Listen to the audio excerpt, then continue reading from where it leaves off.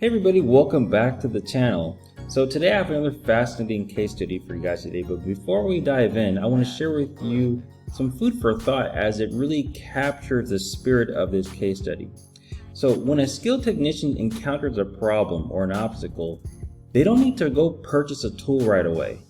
They just need to unlock the secrets within the tool that they already have. And in this case study, I'm going to show you a simple solution that enabled my client to sell the car after I showed him the secret. Okay, so with that being said, guys, let's go ahead and jump to it. The case study will be on a 2011 Kia Sorento, and we're going to be using the IM608.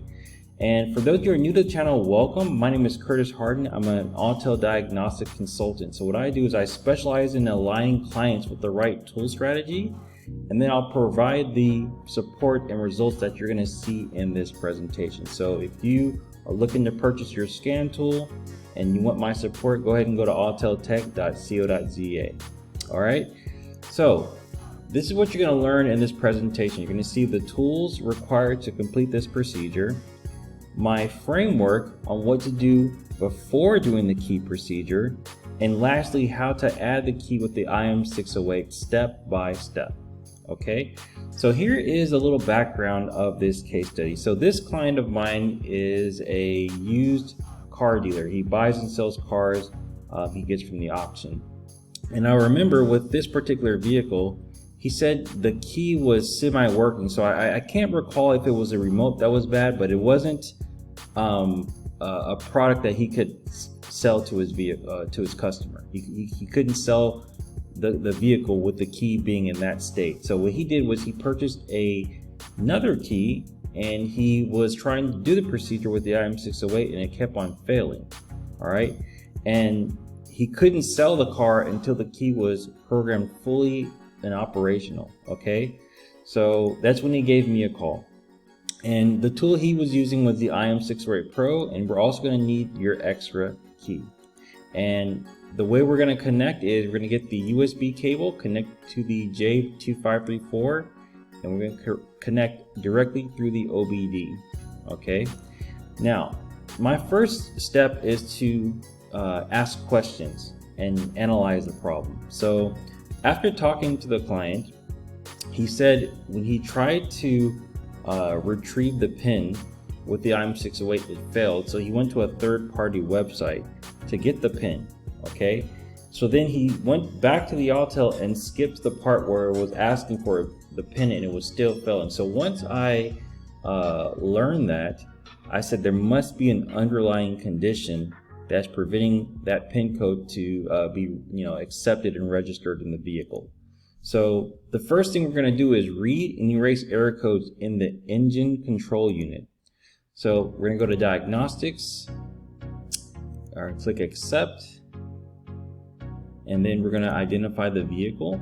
All right, we're going to go ahead and use the auto VIN detect, and then we have our VIN number right there, and it's going to give us a summary after we click the region. All right, so we have a summary of the vehicle, and from here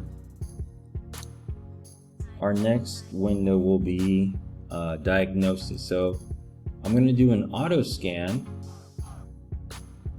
and this is going to scan all the modules, okay? Because I want to get a good understanding in terms of the health of the ECU, okay? Now, the reason why I want to focus on the engine control unit is because if you have any non-immobilizer related fault codes, you're not going to be able to register a key. Okay, so that's what I'm looking for. I'm going to look to see what is stored on the engine control unit. All right, and all we have here is a P0106. Okay, so this is a non-immobilizer related fault code. Okay, so I'm going to go ahead and try to get rid of this. All right, so to do that, I'm just going to go and click Quick Erase. And I'm hoping that after we do this quick erase, there will be no faults stored on the engine control unit. If there is a fault on the engine control unit, we need to inform the client that we need to rectify this problem first, then we can go back and register the key. So as you can see here, there are no fault codes on the engine control unit. So let's go to the EMO app and start the key procedure. All right, so we're gonna go accept. Okay, we're gonna identify the vehicle, go auto detect, and then it's gonna do its thing. All right, Kia. All right, so we have the VIN number. We'll click USA. So now we put the smart key here. All right, so let's go to EMO status scan. So what this is gonna do, guys, is going to analyze the important immobilizer related systems in the vehicle.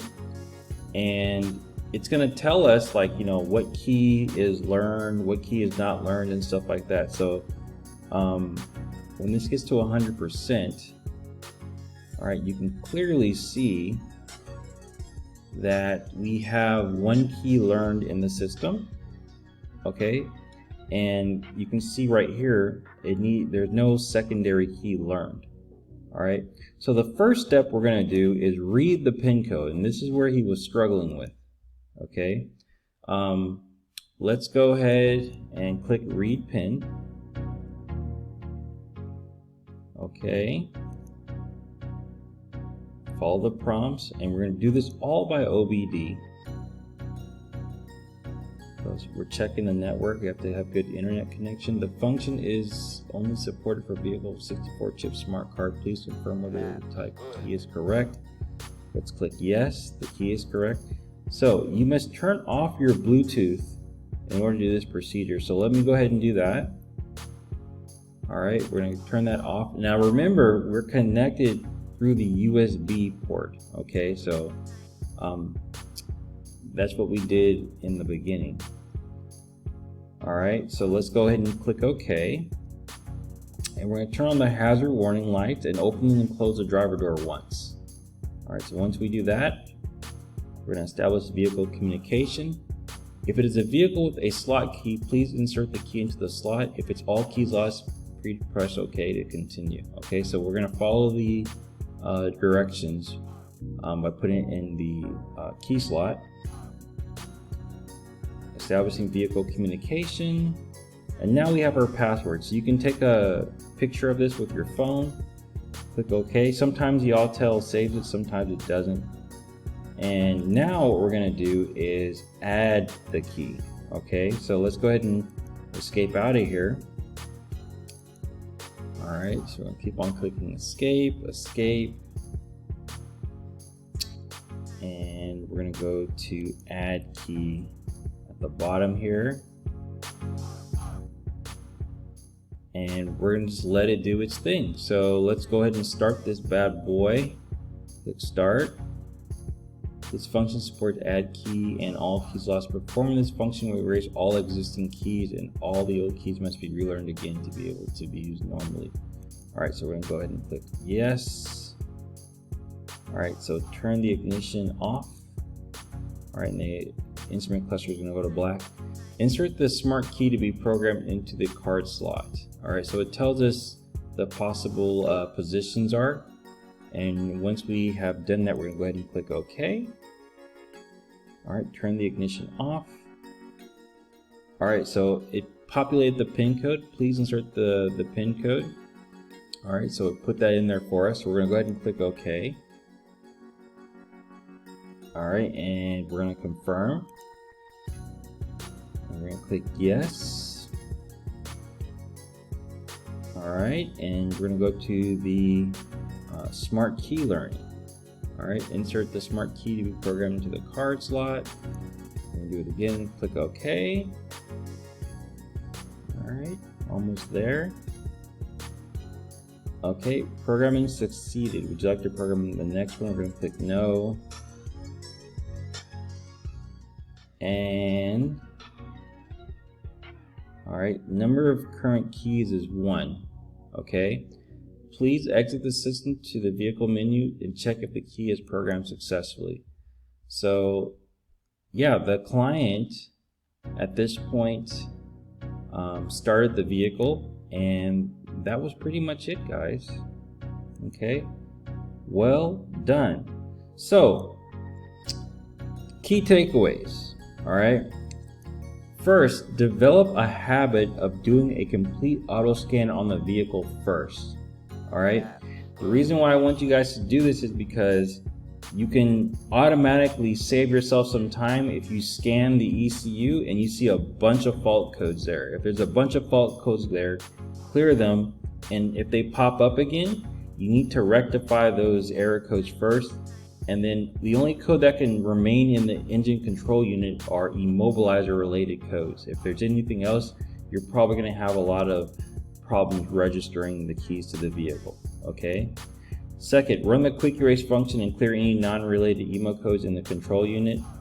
As I said, when you do this, we want to clear those codes so we can register the key. It needs to be clear, all right? And then lastly, go into the EMO app and attempt to do the key procedure. The key procedure should work. If it doesn't work, you probably have an underlying condition, okay? So that's that, guys. I hope you enjoyed this presentation. If you enjoyed it, go ahead and show your support, leave a comment, like, and subscribe. And if you need any help or assistance, you can feel free to go to my website. If you're looking to purchase a tool, you can go to my website, okay? So with that, I hope you guys have a wonderful week, and I'll see you in the next presentation. Take care. Bye.